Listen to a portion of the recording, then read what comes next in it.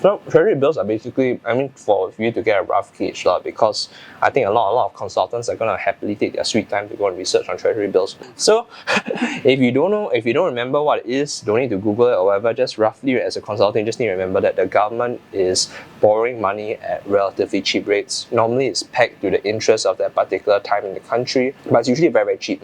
So why would the government borrow money? Well, firstly, it's because the entire world has recognized that they're good for it. Yeah. So Singapore does not have any poor debt.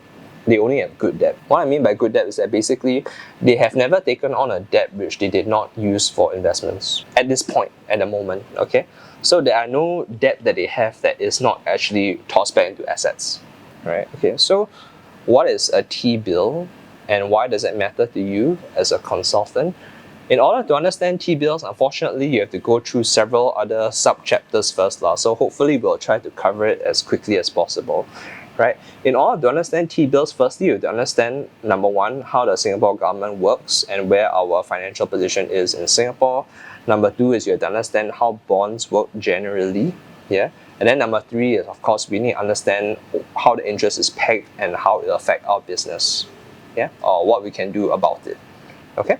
So, to start off, we define the T-bills as basically the Singapore government borrowing money at a relatively cheap rate.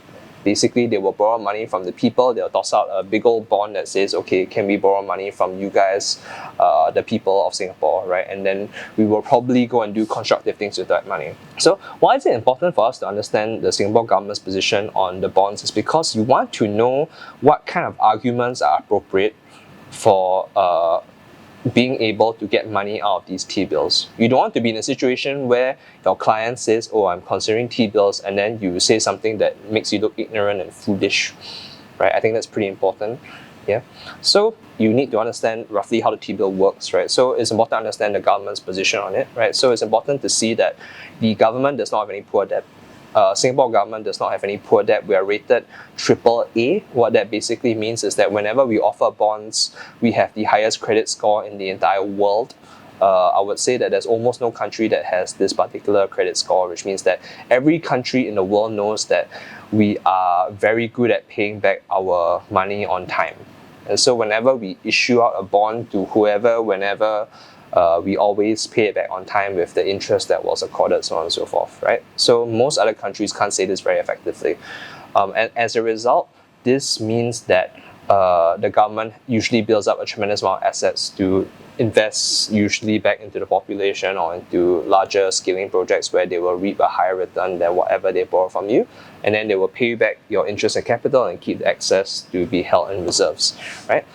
This is actually how most financial institutions work. It's also partly why I would say that sometimes the government may get criticized for operating like a business. I would argue that it is better to operate like a business because this is a very, very formal process where you have a very clear idea of where the profits and losses are, and we have a very good reputation in the eyes of the international community, right? Why is it important to know this is because you don't want to be like, okay, like this is a bond, standard bond, etc., these risks, that risk, this risk. You don't want to be in a situation where you talk about a standard bond like it's a government bond.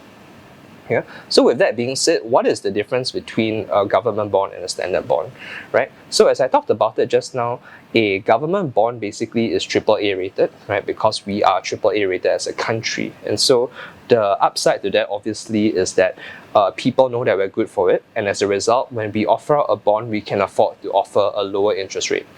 Which means that basically, if I'm borrowing $100,000 from you, if I say that I'll give you 2%, you kind of generally suck it up because you're getting a loan from me already. Or basically, you're getting a reasonable interest rate and capital back from me with almost no chance whatsoever of you having it back late or having any of it missing, right?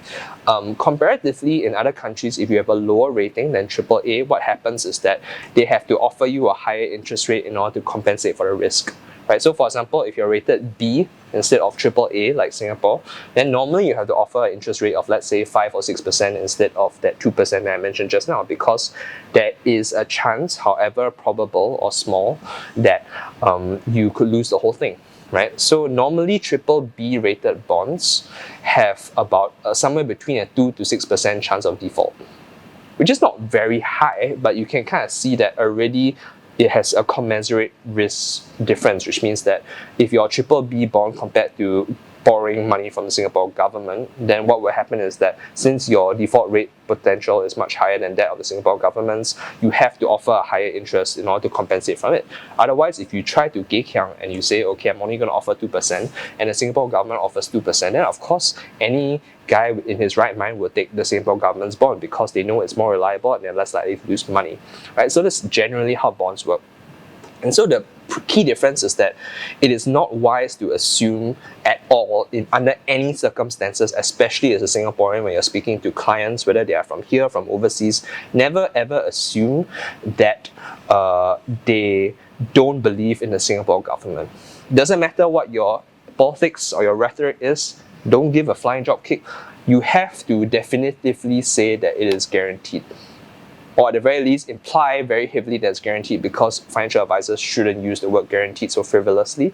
But everybody in this scenario assumes that the bond is guaranteed. Do not try to suggest that the Singapore government has any chance of default.